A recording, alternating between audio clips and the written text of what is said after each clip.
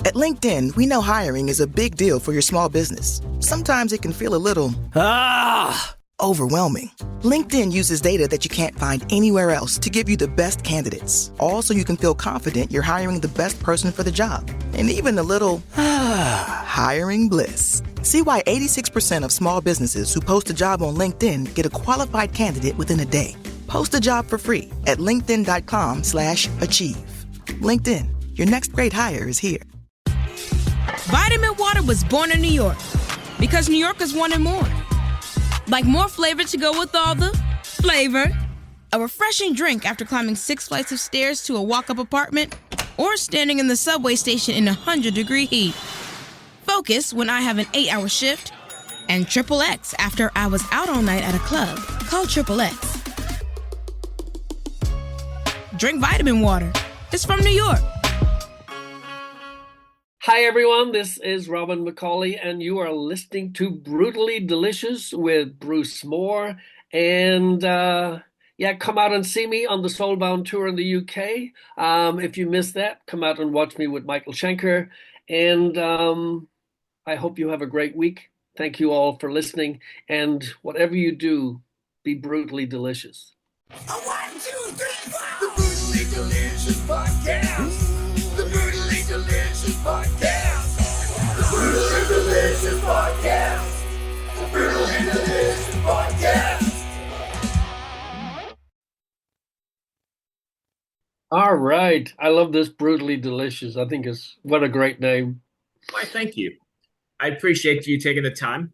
Of course. Thank you. We can start here. New record came out on the 28th, so just about a month ago? Right. What's been the response to it so far?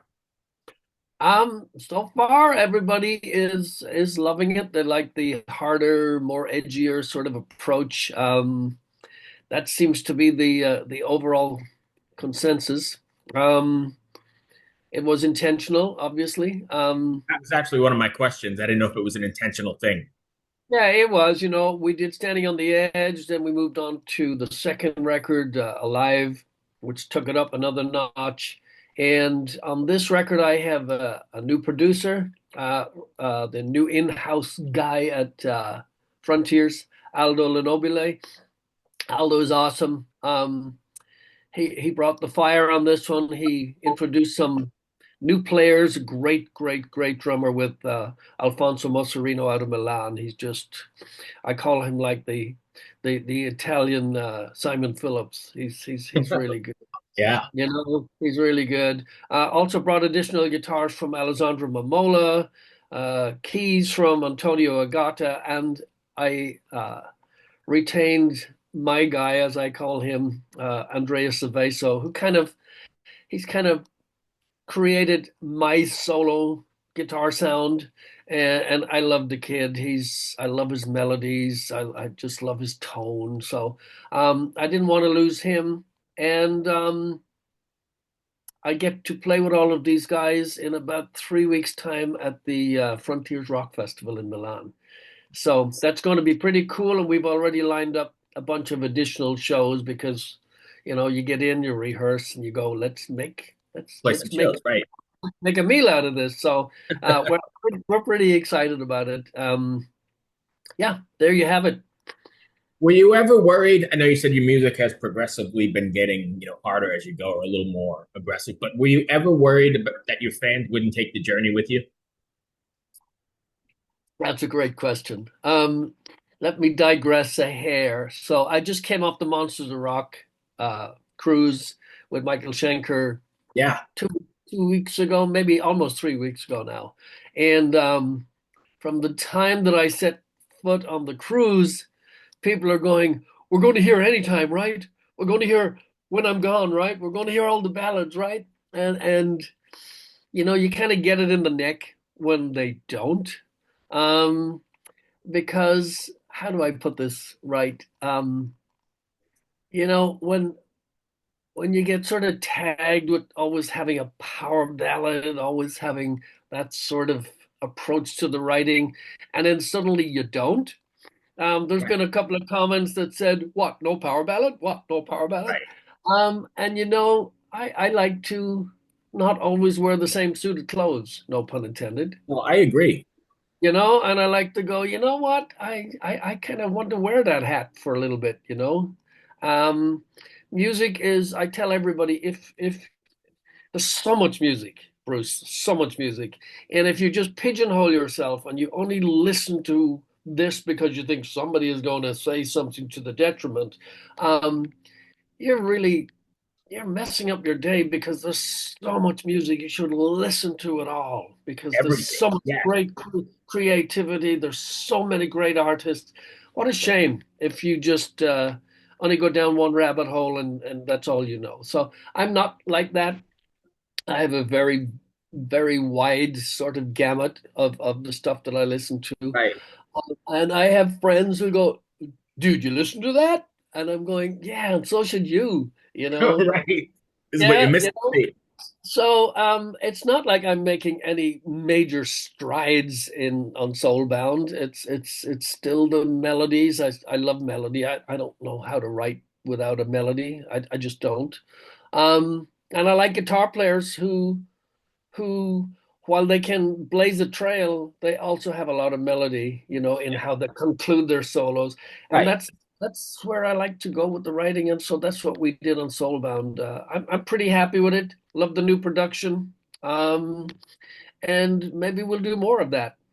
Excellent. And So, not to digress further, but you didn't ask the question, but there's a third Black Swan in the can ready for mixing. And and that kicks some ass, just let me tell you. Yeah. all right. So I want to digress from your digression, if you don't mind, if we're just going to That's great. A if we're going to digression. digress for a bit. You mentioned creativity, and I can't help but think, and thought this for quite a while. I think we've seen so much like a renaissance of creativity since the pandemic, right? Because so many people were locked up honing their craft and learning really how to do the shit because they had to. And Yeah. then they're released on it's like the Italian Renaissance of, and not just music, like every art form. I think especially now 3 years out, you're seeing this like fantastic creativity explode. I think that's well pointed out because in the last 4 years, I will effectively have recorded 6 records just on Frontiers alone. 3 Black Right. Swan now, 3 solo records. I don't know if I was ever that busy. Right. And some of the bands that I listen to, I shoot, I just lost my train of thought. Sergeant and Mr. Smith, you're gonna love this house. Bunk beds in a closet? There's no field manual for finding the right home. But when you do, USAA Homeowners Insurance can help protect it the right way. Restrictions apply. I digress too far. Oh yeah. Some of the bands, I'll reel you back in. I got you. So some of the bands I listen to, I think their stuff post-pandemic is the best they've ever done. Yeah. I connect with it different. I mean, maybe it's because of where we were and we all had that global. I don't know, but I think you're seeing so much more creativity. Well, you couldn't get out of the house. Right. I learned to now create my own demos at home as opposed to having to go to a studio. So I can be a lot more productive because I don't have to leave the house. Now I can do all my writing and all my demos here. Right. And when the time allowed, I was able to. I have a studio I go to locally, and that's where I finished the product, as it were. And that's worked out really, really good for me. And I know a lot of other people who did the same. I mean, if you remember throughout the pandemic, people were making all these home videos, home recordings, and were posting them and going, look what I'm doing in my spare time. Yeah. Right. It wasn't just your spare time. You had no choice. Right. And so it allowed you to sort of hunker down and dig a little deeper and going, okay, here's the time. Now what am I going to do with it? And hopefully, in my case, I feel it was very productive. Yeah, we learned a lot. We came out of the back end of it. We never thought it would happen because we went, yeah, nobody's going to stop the world from turning. Well, Right. they did. And we're not the same since. We're definitely Nobody's not saying. the same. How did that change your lyrics and your themes and Oh, influence oh, everything, right? a lot. I mean, it did. You started thinking about stuff because life suddenly became a different a different place to exist in. And I think we went, wow, we're just this could end tomorrow, you know? And that sort of doomsday realization of shit, where's this going? You know, how can this Right. be happening? So, I love to read. And I love, I tell everybody, I love old Hollywood horror movies, vampire movies, Frankenstein. Like the 40s? I just love all of that sort of stuff. So I delve into that sort of area with my lyrics a lot. And some of my friends just laugh at it and they're going, "Oh, here he goes," you know.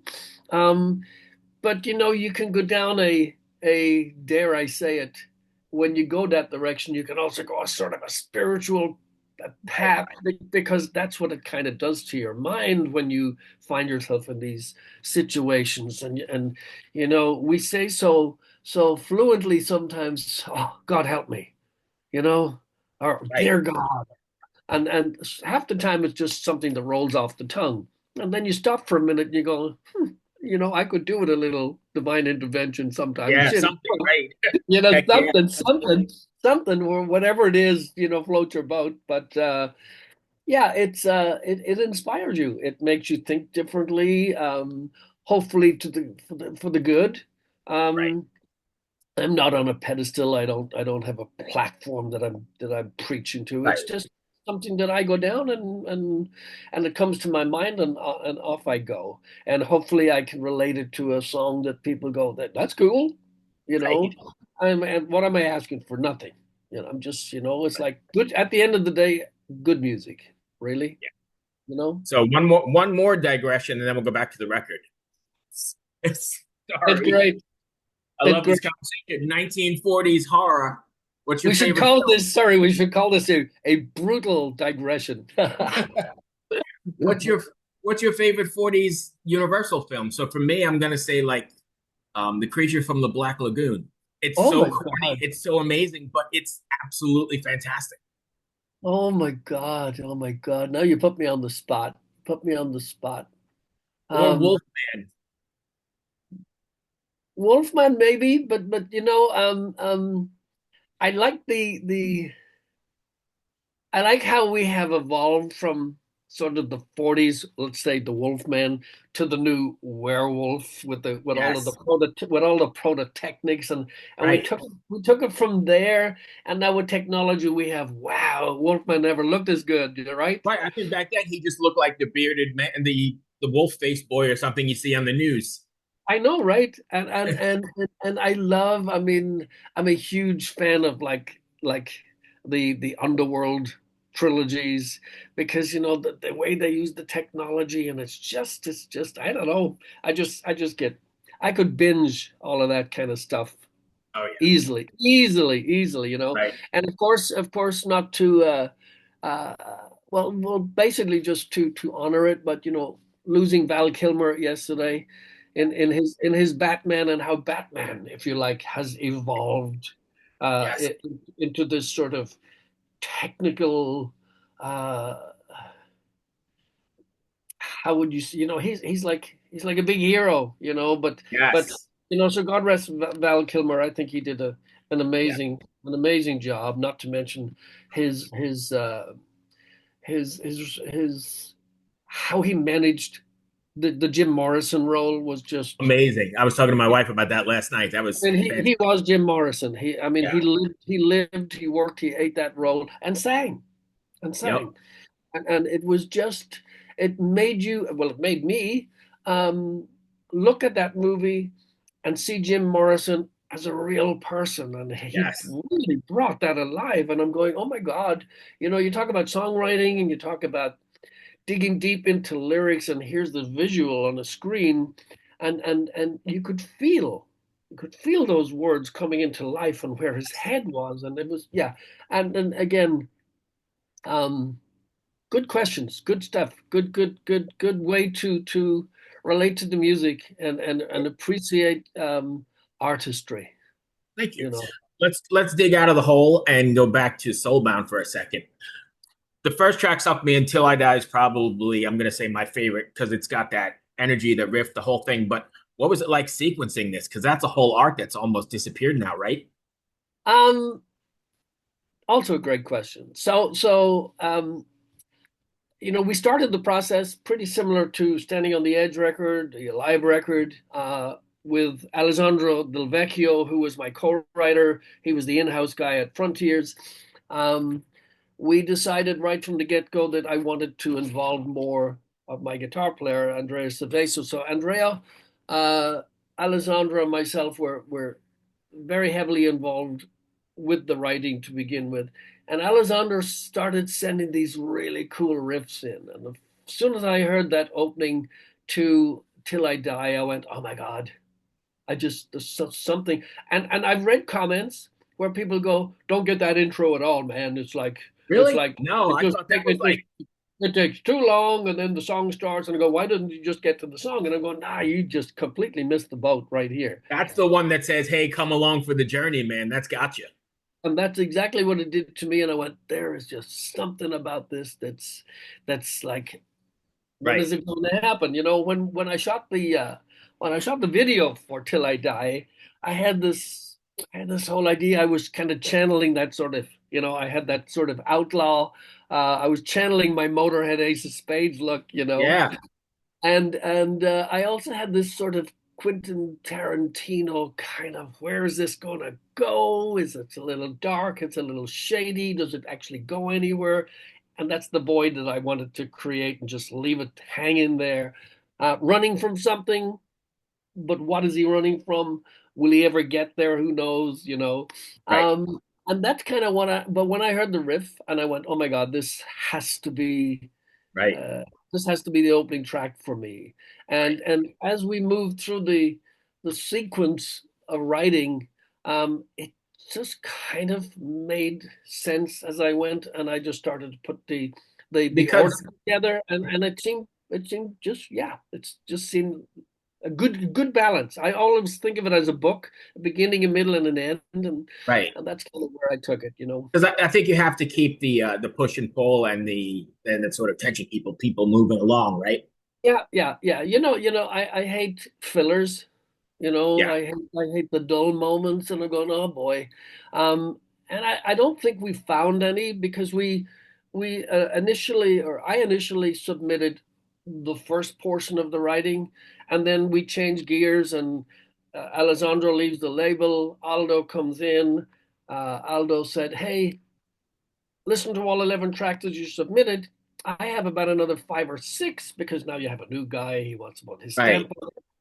And he goes, would you mind taking a listen to these? And maybe we can mix this up a little bit. So I did. And I started to put my stamp on how I would approach those songs and rewrote How some of it. resistant were you at first? Yeah. Were you resistant? And we dumped 3 or 4 songs from the first batch and brought in 3 or 4 new Oh, songs. okay. And the balance got better. And it just pulled all of the direction right to where I wanted it. And it was, out of everything comes something positive, and it was great. It was great. And Aldo came in and he goes, yeah, I think we have a we have a good flow right now. Right. And that's how it came about. I was pretty excited about it as it kept going. I never varied uh, from that opener. I wanted that to be the opener. Right. Soulbound came in from 2 great writers out of Sweden, Teresa Persson and Jan Ackerson. And it's the only one that has that sort of symphonic keyboard sound to it, which I really like. Um, I liked the demo, I liked the music, but I needed to see if it would suit me. So Right. I attacked it and I went, this is the perfect second track. And I don't think it could be anywhere else on the record. I love the title, so I went, you know what? It's kind of spells it out for me. This is kind of what the record is about to me. Um, and it was interesting. It was a very fun uh, writing session, this Soulbound record. Right. I'm really happy with the artwork. Ties in with it. I have a great artist who worked on the first two records with me, Nello Del Oma, also out of those Italians, man. You know, if it's not the Swedes, it's not the Swedes, it's the Italians. Uh, Yes.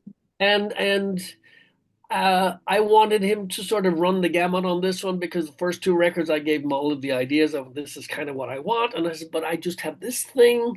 Right. This is what I think. What would you come up with? And it was all about the search, the light, the dark. You know, again, no particular new ground, but I just wanted something a little gothic, that sort of Right. thing. And then he came back with that. Color scheme was very similar to the Alive record, so there was a little match up there. And people have actually said they loved the artwork on it. It's like if I may look, I mean, look at that Yep. thing. Beautiful gate sleeve on this, you know, a And gatefold. vinyl, yes, beautiful. And the Oh yeah, colored vinyl, that's beautiful. it's and that's one of the things that Frontiers does an amazing job at. They really, the packaging is primo. All Yeah. right, so I'm gonna digress again because you keep bringing up great things.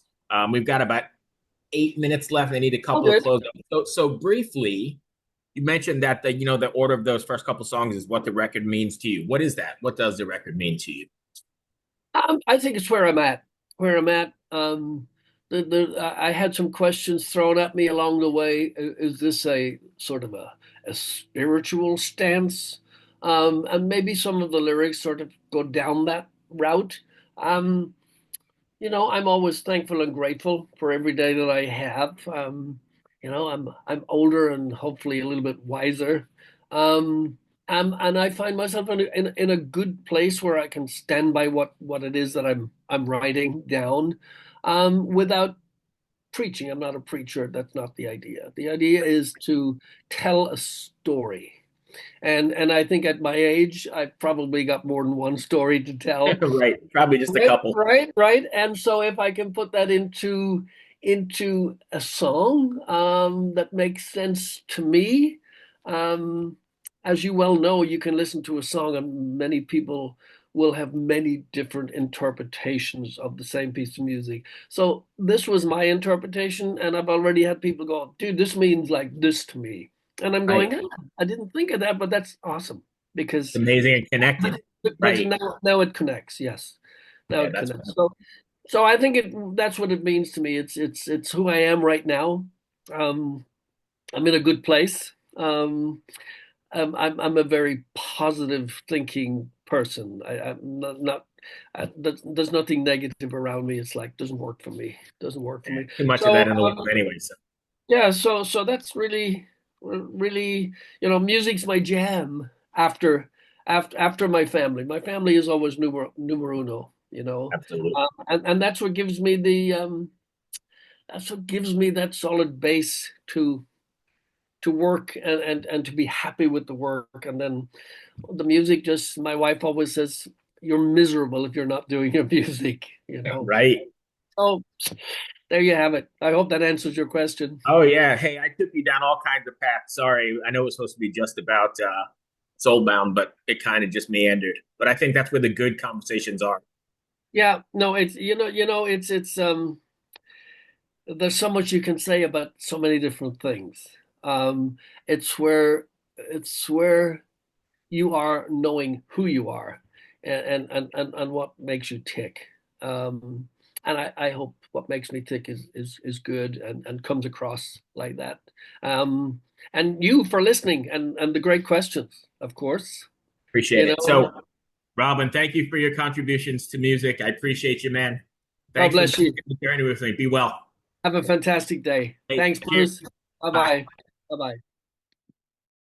Hey everyone, this is Bjorn from Soulwork, and this is Brutally Delicious.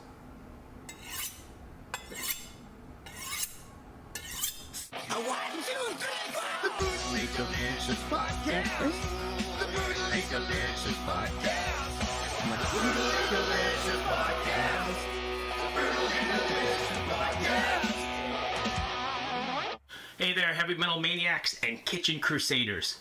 I'm Bruce Moore, the host of the Brutally Delicious podcast, where we whisk up a blend of metal and food to quench even the most discriminate tastes.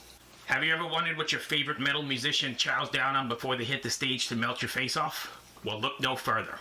Here at the Brutally Delicious podcast, we have cooking segments so brutal they'll make your oven want to headbang. From beefy, bodacious burgers, to spicy, succulent salmon, to kickin' caliente cauliflower, and more.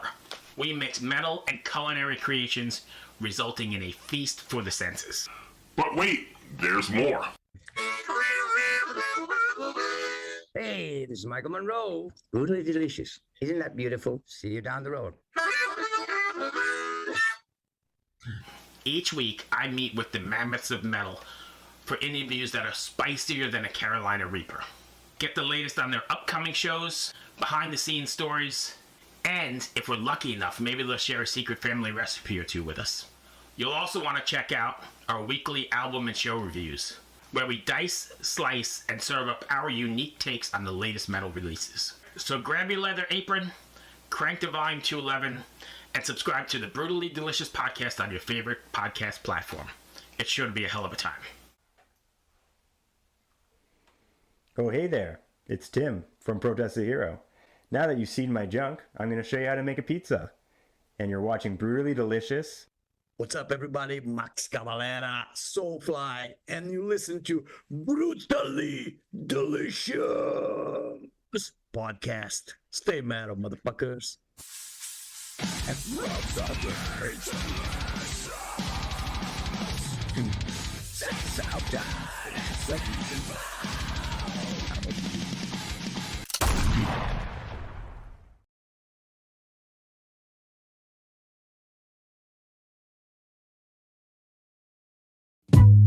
Hey, what's up, you guys? This is Reed Mathis. I made a podcast called The Gifts of Improvising. That's coming out on Osiris. We talk to all your favorite improvisers. Natalie Cressman, Marco Benevento, Tom Hamilton, Aaron Magner, Holly Bowling, Bill Kreutzmann, and Jay Lane. So what, you're doing a podcast? Yeah, I'm doing a podcast. So don't fear if you hear a foreign sound to your ear.